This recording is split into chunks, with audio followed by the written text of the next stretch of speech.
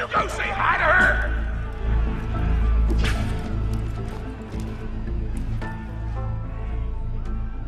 Oh man, it's the Vault Hunter! You are awesome! Didn't you fight Terramorphous? I fought a big creature like that once. He was a big whale squid with 100 tentacles. You ever thought anything with tentacles? Oh, of course you have. Terramorphous had tentacles. How silly of me. Now, where was I? I am so sorry. All right, the whale creature. His name was Blowhole the Apocalypse. I called him the Apocalypse for short. And he attacked my hometown of Tsunami's Edge when I was but a little girl. You ever been to Tsunami's Edge? Great town, nice beaches, great food, and the cost of living is just so low. Even being a single grandmother and working part-time in a scat meat processing factory, I was still able to provide for little Mr. Torgue. We may not have been able to afford the finer things in life, like food, but we got by. After all, Mr. Torgue and I didn't have anything but one another after that horrible gas leak blew up the iridium mine, killing my son and his lovely wife. From that day onward, my little Mr. Torgue vowed to conquer explosions themselves in an effort to avenge his fallen parents. Jingle, jingle, jingle, jingle, as I go right merrily along. And oh man, I forgot what I was talking about. Where was? Oh right, the Blowhole the Apocalypse. So anyway, I was wrestling Blowhole to the ground and I had my bicep curled around his blueberry throat. Blueberry? Sorry, I meant to say blubbery. I've got blueberries on the brain, I guess. I grow them in my backyard. Mr. Torgue helped me plant them. Thanks again for that, grandson. I love you, Grandma! Anyway, I have my bicep around his blubbery throat, and Mr. Torgue starts crying because he really likes whale squids, and he doesn't want to see me hurt one. They are the princes of the ocean! So I let the whale go after giving it a punch in the eyeball so he'll remember me, and it swam away into the ocean. And then I had Mr. Torgue drive me to the ice cream parlor. He got me Rocky Road, because Rocky Road's my favorite. I'm extremely partial to the way the marshmallows act like little landmines of flavor amidst the battleground of chocolate. What's your favorite flavor of ice cream? Is it pistachio? I bet it's pistachio. Oh, that reminds me! You'll never guess who I saw today! Pistachio the Amazing! He's a magician who studied under Crazy Earl, so he's got that weird mustache, you know, but I saw him make a rack hive disappear. A whole rack hive! I said to Mr. Torgue, Mr. Torgue, wasn't that amazing? And he said, yes, it was, Grandma. Didn't you say that, High Five? You remember saying that? I remember, Grandma! Ashes where the body's burning.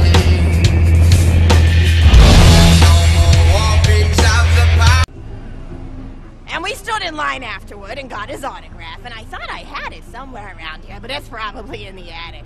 I really ought to go up there and clean it out one of these days. I have so many little keepsakes up there. You're paying attention, right? Say, what's my favorite flavor of ice cream? Oh, so you are listening, how wonderful. You're an even better listener than my old pet rack, Beasto. Beasto was such a sweetie. You ever had a pet rack? If you can tame them, they are the sweetest pet you'll ever have. He used to just sit on my shoulder and bite chunks of flesh out of my neck to pass the time. I still remember the way he used to tweet. He went, tweet, tweet. It was so cute.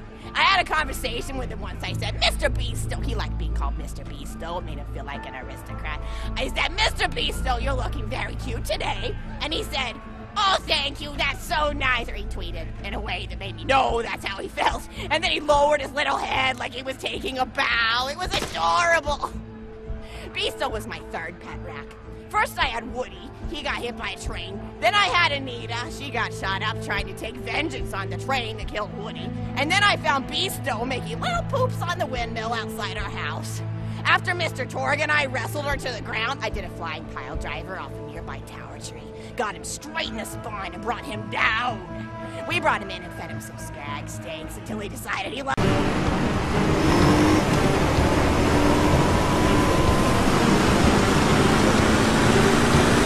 I still miss Beasto sometimes. He just died of old age. Racks don't live much longer than a few years, but I treasured the time we had together. Oh, poor Mr. Torgue.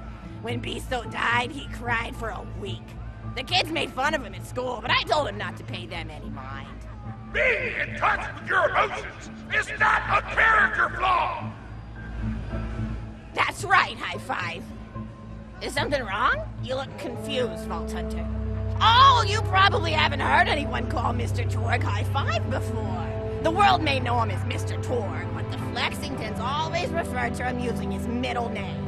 It's a Flexington family tradition, after all, to use your grandfather or grandmother's name as your own middle name. And my husband, High Five Flexington, God rest his soul, was the best grandfather Mr. Torgue could have asked for before he passed.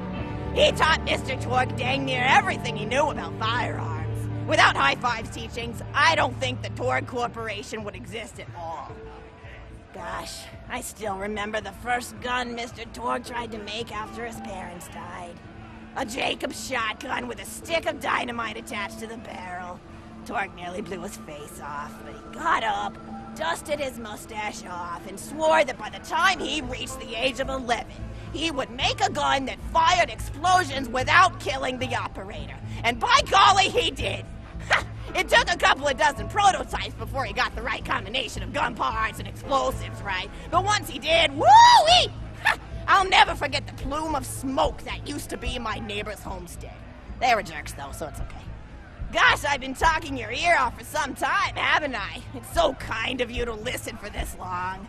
I've taken up too much of your time already. Please, don't feel like you have to stick around any longer. As a matter of fact, take this for giving this old woman some company.